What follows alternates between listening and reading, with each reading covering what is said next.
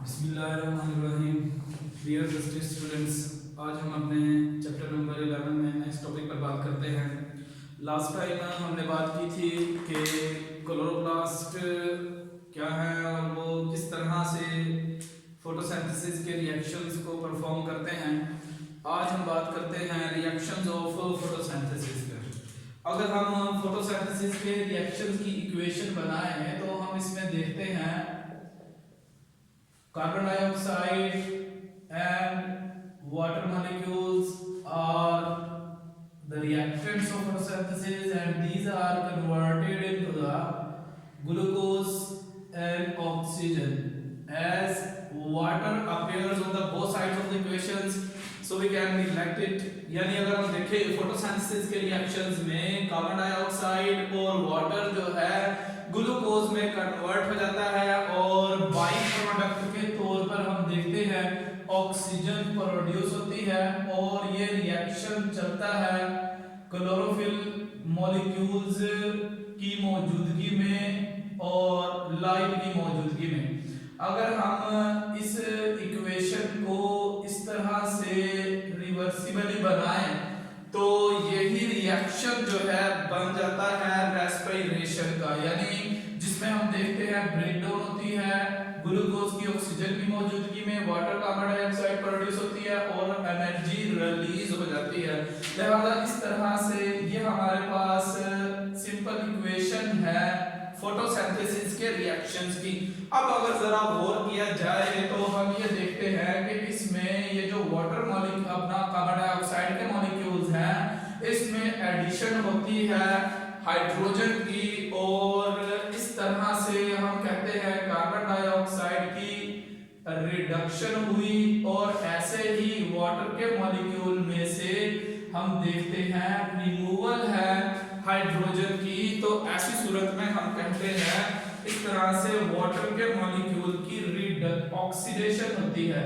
लिहाजा इस एतबार से हम कहते हैं कि photosynthesis is a redox reaction. ये एक रिडॉक्स रिएक्शन है। जाहिर सी बात है अगर किसी मॉलिक्यूल की ऑक्सीडेशन हो रही है तो किसी दूसरे मॉलिक्यूल की रिडक्शन हो रही होती है, यानी यहां से रिलीज होने वाले हाइड्रोजन जो है वो कार्बन डाइऑक्साइड की रिडक्शन कर रहे हैं तो खुद वाटर के मॉलिक्यूल की ऑक्सीडेशन हो रही है। इस एतबार से हम कहते हैं ये रिडॉक्स रिएक्शन कहलाता है। अब इसके बाद अगर हम देखें तो इस फोटोसिंथेसिस के रिएक्शंस को हम डिवाइड करते हैं अपनी कन्वीनियंस के लिए, अंडरस्टैंडिंग के लिए लाइट रिएक्शंस में, और ऐसे ही जो दूसरी कैटेगरी हम बनाते हैं these are called dark reactions.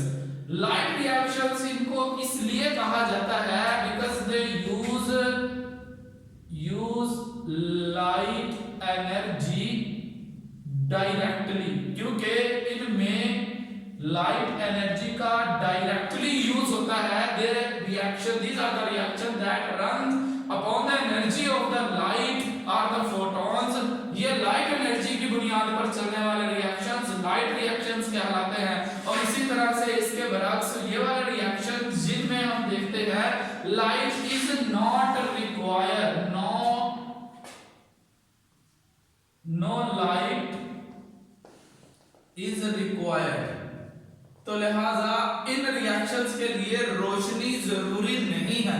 तो इन रिएक्शंस को चलने के लिए हम देखते हैं कि फोटोसिंथेसिस के रिएक्शंस में जो पैदा होने वाले मेन प्रोडक्ट्स हैं जिनको हम एटीपी और एनएडीपीएच कहते हैं वो इस्तेमाल किए जाते हैं। यानी हम देखते हैं light reactions are the reaction that use light energy directly and products of the light reactions are ATP and NADPH2 positive लिखते हैं या NADPH प्लस H लिख देते हैं। तो इस तरह से these are the main products of the light reactions।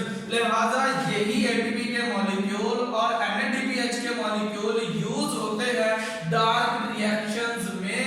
तो इस तरह से हम कहते हैं light reaction is the first phase of the photosynthetic reactions that convert the light energy into chemical energy of ATP and light energy is converted into the chemical energy of NADPH। NADPH+। तो इस तरह से अगर हम देखें in light reactions में by product भी बनते हैं। हम देखते हैं लाइट रिएक्शंस में जो बाई प्रोडक्ट बनता है वो क्या है, ऑक्सीजन, जो कि मॉलिक्यूलर फॉर्म में इस्तेमाल होती है। तो इस तरह से हम देखते हैं कि लाइट रिएक्शंस के नतीजे में ही फोटोसिंथेसिस के रिएक्शंस में रिलीज होने वाली जो ऑक्सीजन है वो लाइट रिएक्शंस में ही पैदा हो जाती है। और इसी ही तरह से मजीद अगर हम देखें तो डार्क रिएक्शंस को डार्क इसलिए कहा जाता है, they do not require light energy directly, इनको लाइट एनर्जी का डायरेक्ट इस्तेमाल नहीं है। इसका मतलब ये नहीं है these are the reactions that occurs in the dark, इसका मतलब जस्ट ये है कि they do not require light energy directly। अब वो कहता है कि अगर देखा जाए तो इन्हें लाइट एनर्जी की जरूरत नहीं है, तो फिर क्या इस्तेमाल करते हैं, these are the reactions that uses ATP and NADPH plus to produce glucose molecule, जो कि हम कहते हैं it is the main product of the photosynthesis reaction C6H12NO6। यानी dark reactions actually uses the carbon dioxide molecules and by the reduction of the carbon dioxide it is converted into the organic compound, that is the energy rich organic compound glucose C6H12O6। और अगर देखा जाए तो सबसे पहले ये glucose का molecule जो है वो 3 कार्बन वाला एक शुगर प्रोड्यूस होता है, और 3 कार्बन वाले 2 शुगर प्रोड्यूस होने के बाद जो है ये 6 कार्बन वाला शुगर बन जाता है। यानी इस तरह से हम देखते हैं कि इसमें C3H6 और 3 वाला ट्राइओज एक शुगर प्रोड्यूस होता है, और 2 ट्राइओज मिलकर एक जो है वो ग्लूकोज का मॉलिक्यूल बना देते हैं। इस तरह से ये 2 ट्राइओज के मिलने से हम कहते हैं the main product of the dark reaction is the glucose and the main product of the light reaction is ATP and NADPH। और बाई प्रोडक्ट जो है वो हम देखते हैं वाटर प्रोड्यूस हो जाता है। इसी ही तरह से हम देखते हैं these are the main reaction of the photosynthesis के प्लांट जो है वो क्या करते हैं, डे टाइम में लाइट एनर्जी को ज्यादा से ज्यादा यूटिलाइज करने के लिए उसको फौरन से ATP और NADPH में कन्वर्ट करते रहते हैं। और इसी तरह से फिर रात के यानी जब लाइट अवेलेबल ना हो और लाइट के दिन के वक्त भी डार्क रिएक्शन चल सकते हैं, और रात के वक्त भी जब तक के लिए ATP और NADPH अवेलेबल है।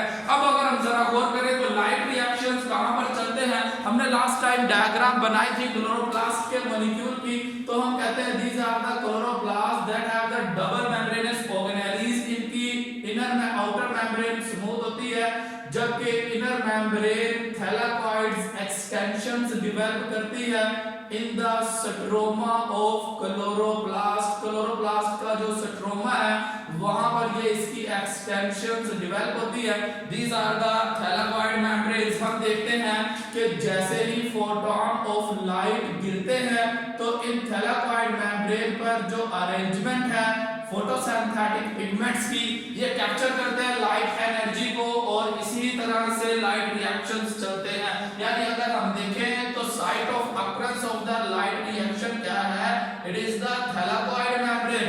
In the similar way the site of occurrence of dark reaction is the stroma, it is the fluid portion inside the chloroplast. ये क्लोरोप्लास्ट का फ्लूइड पोर्शन है, इसको हम कहते हैं इट इज द स्ट्रोमा। और जबकि ये वाली जो मेम्ब्रेन जो लाइट एनर्जी को कैप्चर करती है इसको हमने कहा था it is called thylakoid. It is used for the capturing of the photon of light और the light energy and site of the light reaction, and the stroma और the fluid, it is the site of the dark reactions. Thank you.